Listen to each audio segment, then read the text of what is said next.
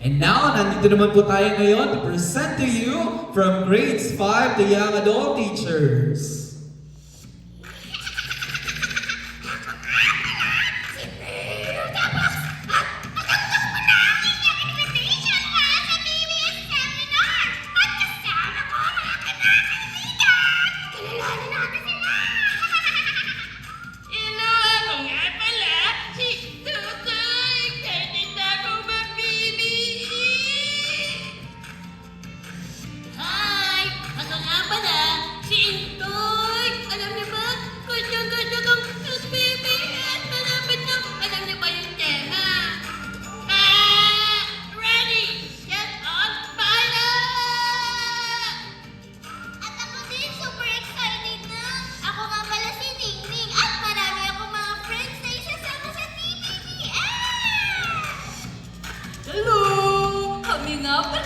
Kapatid na sila.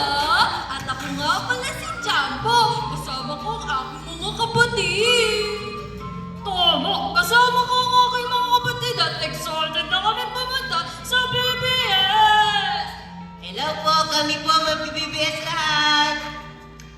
Ako nga pala, si Netoy. Mahilig ako mag-Saturday school. Hello! Ako nga pala si Tigo. Gusto ko mag-BBS! Hello po! Ako nga po pala, si Lara. At handa na po ako pumunta sa BBS! Hello mga bata! Ako nga pala, si Mang Kanor! Nakita niyo ba yung apo ko? Pumunta daw siya sa BBS, hindi ko makita! Ako nga pala si Lola Beth. Gusto ko pumunta sa BBS para matuto sa salitan mo. Ayan, nakita po natin teachers, iba't ibang boses, iba't ibang karakter.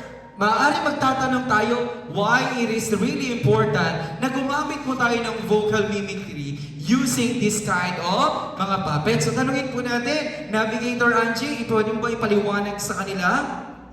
Siyempre po, bakit nga ba mahalaga ang vocal mimicry para sa ating DVBS? Bukod po sa ito ay fun and engaging, alam naman po natin, paano kaya kung konti lang ang teacher pero kailangan mo ng 5 characters? Siyempre, gamit ang vocal mimicry, kaya mong mag-perform ng 5 character at ito ay isang creative way para naman ma-engage ang ating mga kabataan. Kaya naman, kung kaya nyo, kaya rin namin at kung kaya namin,